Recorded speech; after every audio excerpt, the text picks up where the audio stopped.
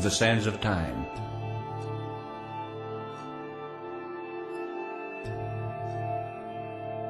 The Lord took me to a place, and I saw the great prophets of the Bible. I saw Elijah, Elisha. I saw all the prophets of the Old Testament. I saw the Apostle John, the martyrs,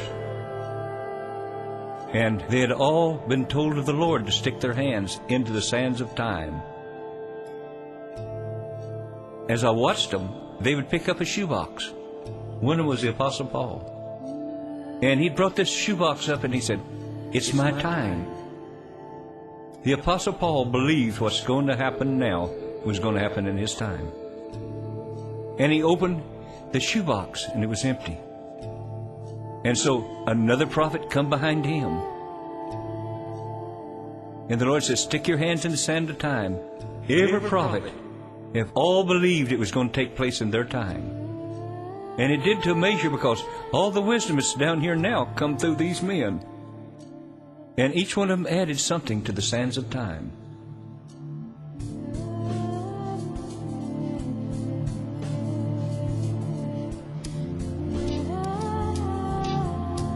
It came my time, and he said, "Put your hands in the sands of time and pull up the shoebox." And I said, "Why, Lord? Everybody else has done it." And they were empty shoeboxes. And he said, "Do as I've told you."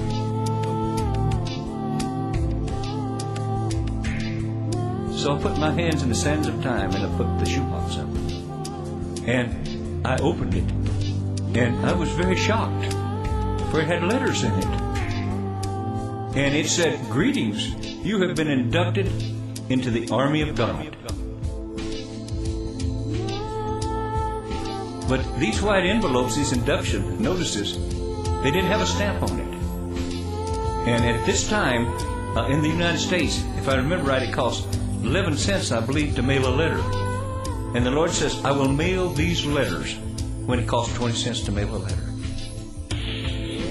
Well, nobody believed this, because in the States at that time, nobody believed that stamps would ever go up again, for it had gone up from 3 cents to 11. But then on October the 13th of 81, it cost 20 cents to mail a letter. And the Lord said, everyone that was conceived, that was in the womb, or 9 months before, was literally the army of the Lord. The first would be leaders, and the second would be the greatest army that nothing could stop. And when they reach the age of maturity, I'm going to begin to release them in power. They're an army that is my army, and they cannot be stopped. I will arm them out of my armory in heaven.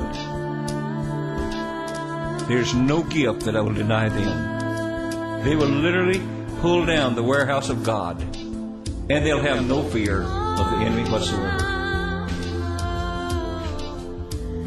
These are the ones that will glorify me beyond anything that's ever been. For they are mine. They'll represent me in my holiness, in my compassion.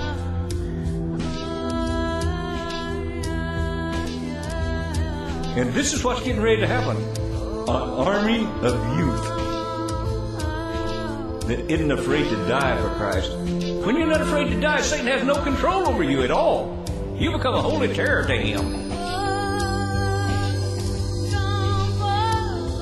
It's a lot easier to die for Christ than it is to live for him.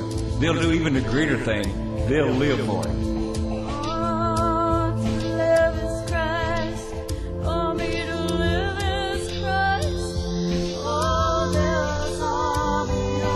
They're an army that is my army, and they cannot be stopped.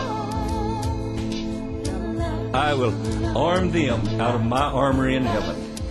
There's no gift that I will deny them. They will pull down the warehouse of God, and they'll have no fear of the enemy whatsoever.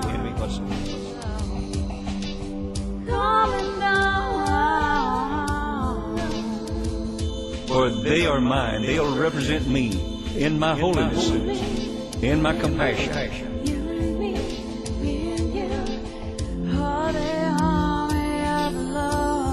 And this is what's getting ready to happen. An army of youth that isn't afraid to die for Christ. When you're not afraid to die, Satan has no control over you at all. You become a holy terror to him. Holy terror.